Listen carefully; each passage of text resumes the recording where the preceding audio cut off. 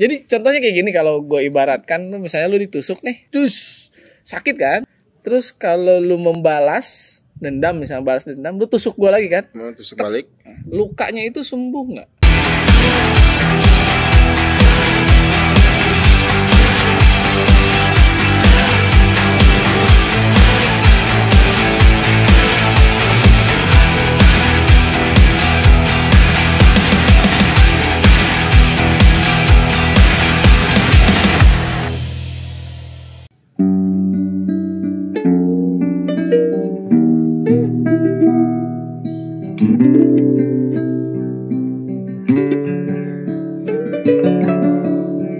Pernah kita sama-sama susah, terperangkap di dingin malam,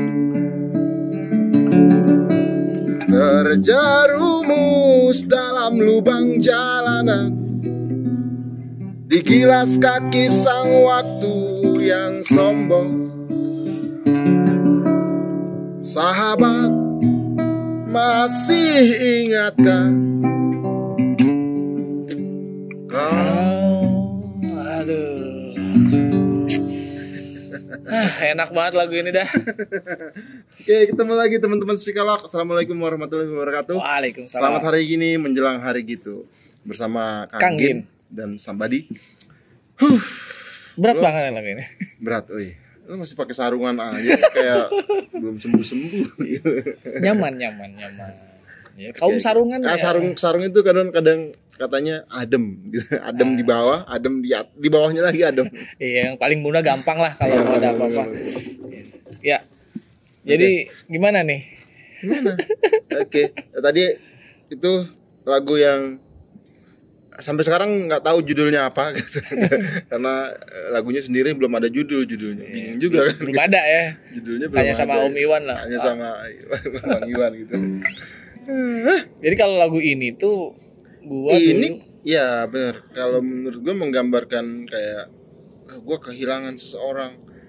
Pernah kita sama-sama susah gitu. Sama-sama terjerumus di melakukan hal yang sama lah gitu. Akhirnya pada suatu ketika hilang gitu. Lu masih inget gak sahabatku gitu? Asik. Kayak gitu. Tapi begitu ditampol, Kau tampar gitu lah lanjutannya ya. Bangkitkan aku sobat. Oh ya, itu lebih pada mengingatkan. jenis tamparan apa yang bisa mengingatkan? Oh. Itu pertanyaan. Kalau gue dulu sering nyanyiin lagu ini juga zaman gue pondok ya gitu, SMA lah kalau umum tuh, karena kan asrama gitu, malam-malam keluar, ada teman gue namanya Rahmat gitu, dia sambil bikin dari singkong tuh bubur apa tuh, gue bawa gitar ya. Kau tampar bangkitkan aku gitu. Nah, jenis tamparan apa nih? Sementara dia habis kecewa atau pernah sama tapi lupa gitu kan, dulu barengan sekarang lupa. Pernah nggak lu kayak gitu? Iya pernah lah. Merasa ditinggalkan, sebenarnya merasa ditinggalkan itu pernah di beberapa hal gitu. Ya gitu sih. Sakit, kesel lah gitu. Nah, saat lu sakit kesel tuh lu apain? Gue lebih memilih kadang-kadang mendiamkan gitu sama mendiamkan sampai pada akhirnya nggak bisa sih melupakan gitu. Mendiamkan dalam arti memaafkan atau mendendam? Memaafkan apa mendendam ya? Tapi kalau mendendam kan ya gue harus take action gitu loh, harus membalas perlakuan hal itu gitu. Saat lu sakit tuh ada nggak keinginan untuk orang lain tuh biar hancur juga, biar sakit juga? Oh enggak Ya. Enggak lah.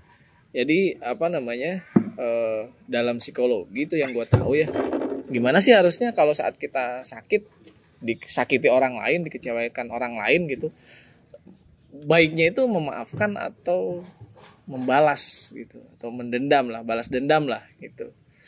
Nah, itu kan kadang serba salah ya namanya, apalagi disakitinnya itu berasa banget gitu kan. Itu memang susah, maka kenapa memaafkan itu lebih sulit dibanding meminta maaf.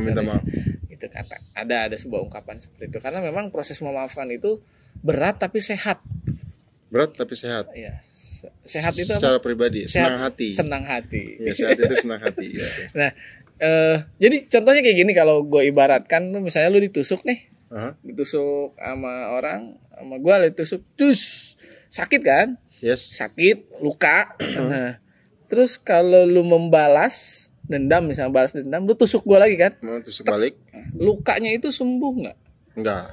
Lu akan lebih fokus melukai gua kan? Iya. Padahal saat lu melukai gua, luka lu semakin parah. Oh iya, karena ada pergerakan yang Nah, Oke. itu kalau membalas dendam. Tapi kalau lu memaafkan, lu akan fokus pada luka lu cabut pisaunya, lu sembuhkan, Tutup dulu, lu tutup lukanya, lu sembuhkan, akhirnya lu sembuh. Gitu. Bukan berapa pantas atau tidaknya orang itu untuk dimaafkan, tapi Atau lebih dibalas gitu. iya, tapi lebih penting seberapa pantas lu untuk bahagia. Seberapa cepat proses penyembuhan luka Iya, gue gitu. bukan siapa mereka tapi siapa kita. Oh iya, oke. Oke. Ya. Jadi ya, tapi memang memaafkan tidak Ya sama semudah. ada pepatah yang bilang kalau sama-sama mendendam akhirnya bak gitu, ya menang jadi arang, kalah jadi abu gitu. Ya, Istilahnya gitu. ya. Sama-sama rugi gitu. Ya benar, sama-sama rugi dan sama-sama nggak ada manfaat ya kan, sama-sama ini. Nah, balik ke situ kan kadang seberapa hebat kita memaafkan orang lain gitu kan. Itu adalah sebagai pencapaian diri seseorang. Nah, cuman kan kalau diri seseorang kan kita balik lagi nih, iseng-iseng lagi nih kita mengungkapkan diri seseorang, diri somebody. Wah, gue kalau masuk ke cerita-cerita begini lagi bisa ada obrolan panjang juga di rumah nih, obrolan panjang ya. Obrolan gitu. panjang di rumah ya. Jadi setelah take shoot untuk YouTube Episode ini kedua itu kemarin soal perselingkuhan, ya ada obrolan panjang gitu. lumayan lah ya. Menarik tapi.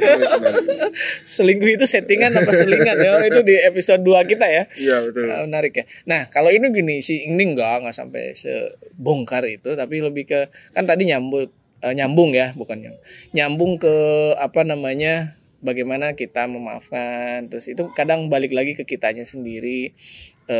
Kita tuh kayak gimana sih kalau ada relasi dengan orang lain atau menerima lingkungan dengan diri kita. Pertanyaannya simpel sih, bayangkan lu lagi lihat-lihat rumah, Oke. real estate gitu atau properti lah ya kan, lu pengantin baru, wajar kan lihat-lihat rumah. Nah, ada nemu nih rumah yang menurut lu cocok.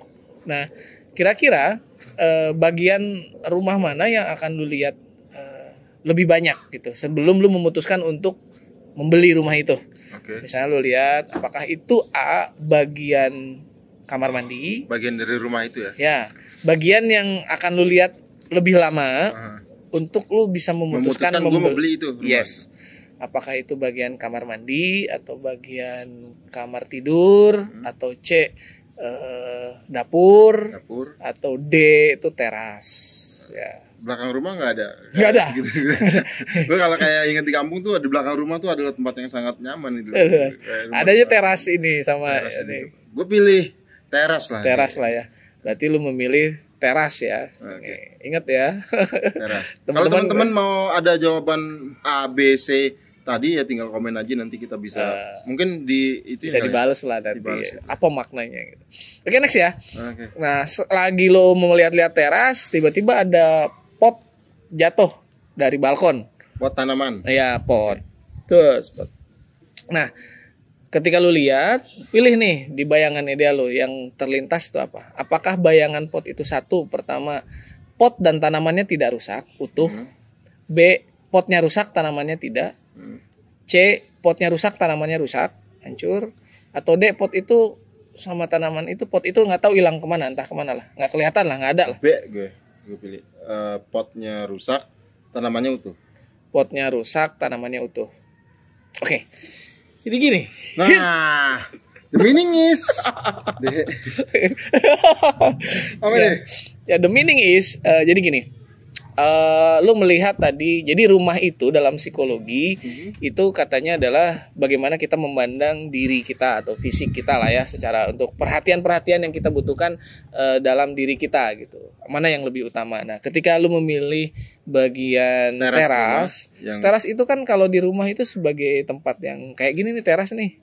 tempat rileks, tempat santai. Kalau udah sumpek di dalam atau ada dari luar kantor tuh pasti ngadem dulu di teras. Makanya kenapa ada desain khusus tentang teras. Jadi ternyata pilihan teras itu alam bawah sadar lu bilang bahwa lu tuh butuh tenang, butuh rileks, butuh tarik nafas dari mungkin tekanan-tekanan yang gua nggak tahu apa gitu.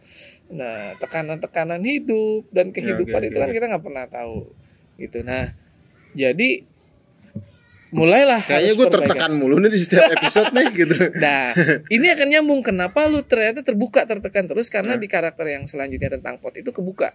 Nah, ini selesaikan dulu ya.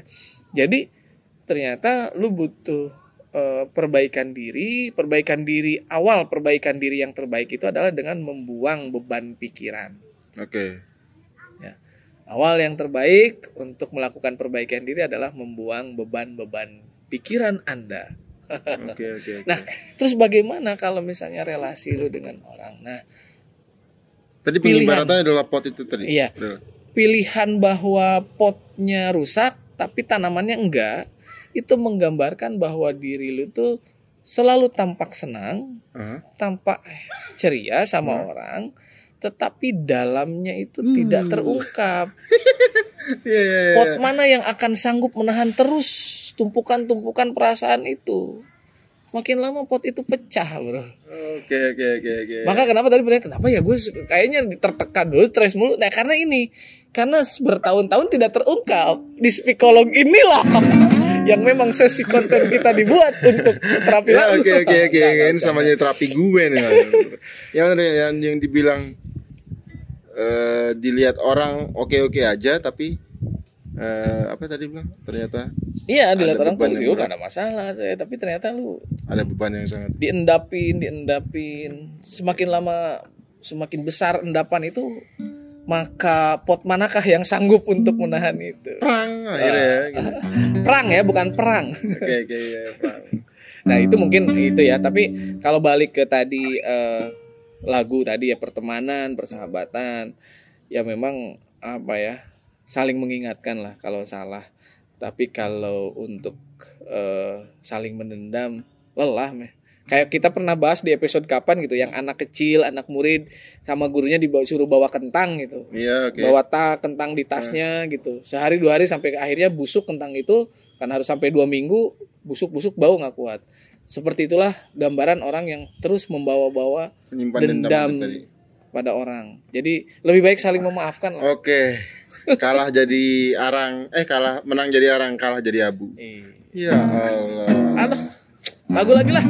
Terus yang tadi ya? Ya, tangan di agak panjangnya. Cukup lama aku jalan sendiri, tanpa teman yang sanggup mengerti. Hingga saat kita jumpa hari ini, tajamnya matamu tikam jiwaku. Kau tampar, bangkitkan aku. Soba, sementara hari terus berganti, engkau pergi dengan dendam membara. Sementara hari terus berganti, engkau pergi dengan dendam membara di hati. Oke, teman-teman Spikolog, sampai jumpa di episode berikutnya.